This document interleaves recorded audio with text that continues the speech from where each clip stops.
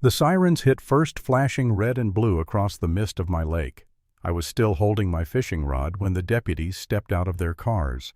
Behind them stood Karen Talbot, the self-appointed queen of the Clear Pines Lakeside HOA, smiling like she'd just caught a criminal.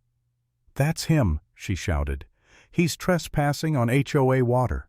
I remember thinking how absurd it sounded, trespassing on my own damn lake. When I bought this property, I wanted peace. I'd spent years working overseas, bouncing between bases and contracts, sleeping next to engines and mortar fire.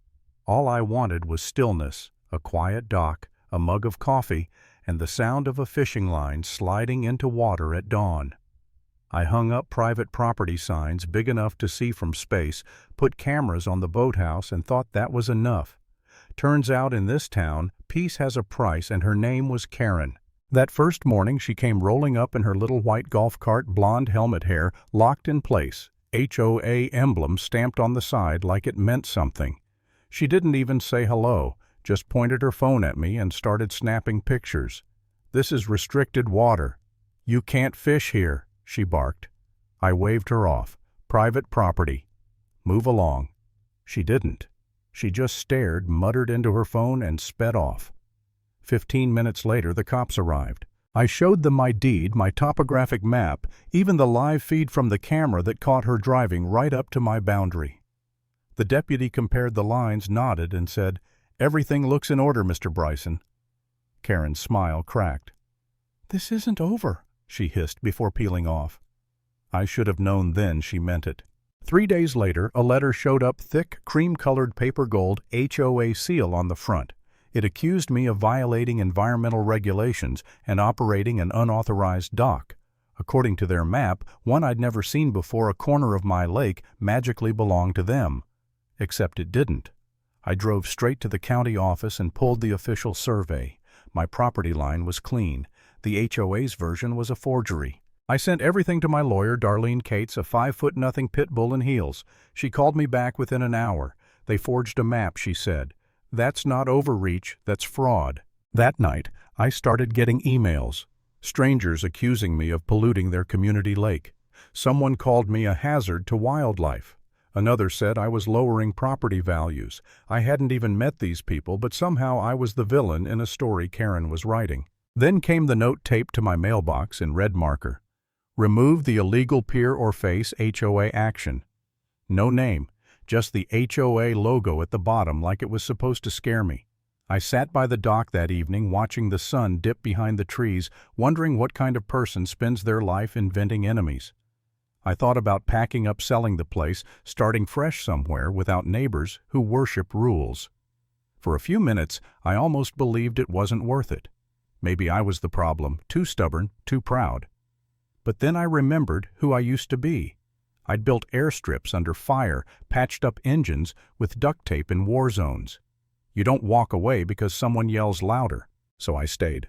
A week later, my boathouse camera pinged at 3:14 a.m., motion detected. I grabbed my flashlight and walked down the path.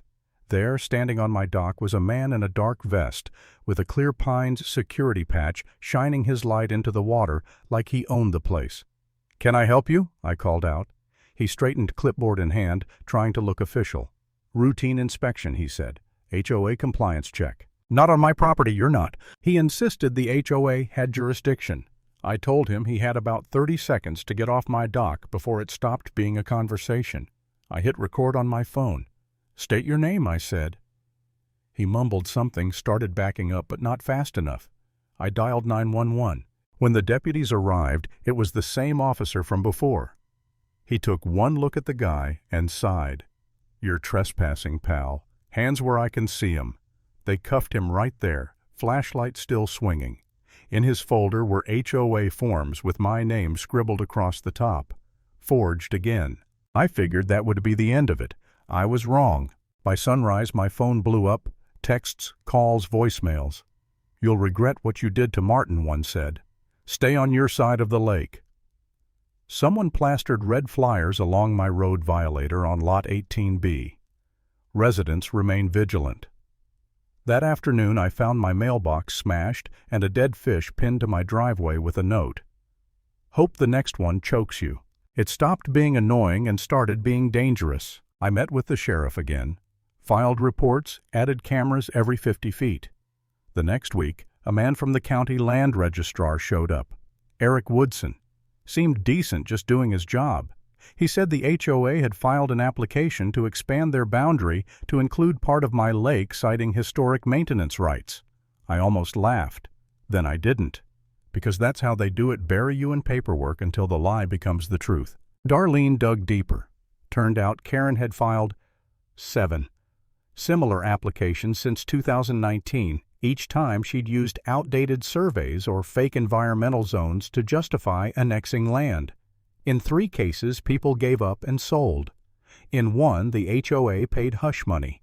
She wasn't protecting nature. She was building an empire one stolen yard at a time. I started calling the other victims. John and Nancy Myers, retired. Couple sweet people said Karen made them tear down their dock. "We just wanted peace," Nancy told me, "but if you're taking her on, we'll back you."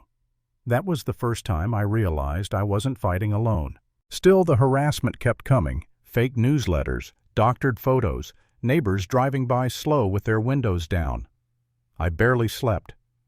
The night before the 4th of July, I sat on my porch with a glass of bourbon and a shotgun under the bench, because when someone burns your trash can and threatens alternative enforcement, you stop pretending it's a misunderstanding. Sure enough, the security light tripped. Another inspector creeping by the lake. Same fake badge, same clipboard. I lit him up with my flashlight. "You're trespassing," I said. He didn't flinch. "Emergency Ordinance CP 19A grants us access," he said. I recognized the number. Karen had invented it. So I called the sheriff again, kept the camera rolling while the deputies cuffed him too. That video was the nail in the coffin. Darlene filed for a restraining order, sent the footage to the DA, and copied the HOA's lawyer. You'd think that would cool them off. Instead, I got another thick envelope accusing me of running an unregistered fishery.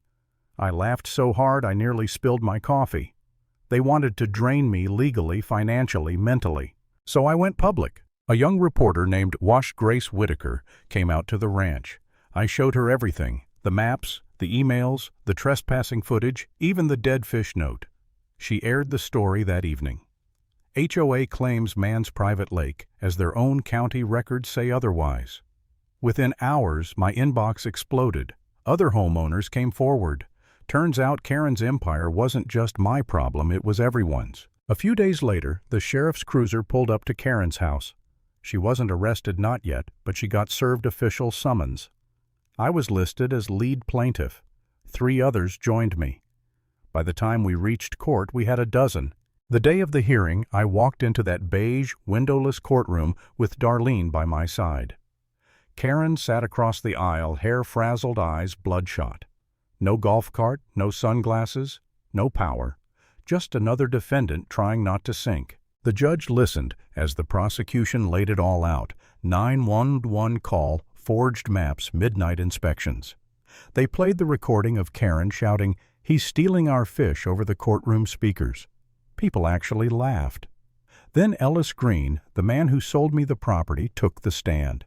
He handed over letters, voicemails, even a notarized statement proving Karen had tried to buy control of the lake before I owned it. Bribery, forgery, harassment, it was all there. When it was my turn, I kept it simple. I told them how I just wanted quiet mornings and a clean conscience. How it all started with one woman who thought a clipboard made her God. All I wanted was peace, I said. She brought me war. The defense tried to spin it, called it a clerical mix-up, a misunderstanding. But nobody bought it. The jury deliberated less than 2 hours. Guilty on every civil count. Fraudulent filings, harassment, defamation. Karen was fined $50,000, banned from any HOA position for 10 years, and ordered to pay everyone's legal fees. The DA announced a separate criminal investigation into her falsified maps. For once, the law caught up. When the gavel hit, Karen just sat there, eyes blank, mouth open, like she couldn't compute losing control. The same woman who once called the cops on me for fishing now couldn't even leave her subdivision without signing paperwork. 3 days later, I went back to the dock. The water was still mirror smooth, like none of it had ever happened. I'd installed a new plaque on the railing. It read, caught a big fish, then caught Karen. Only one went back in the lake. I cast my line, watched the lure disappear into the water, and finally exhaled. After months of noise, silence had weight again. Some battles find you whether you want them or not. But when someone tries to redraw your life to fit their map, you'd better make damn sure they remember whose land they're standing on.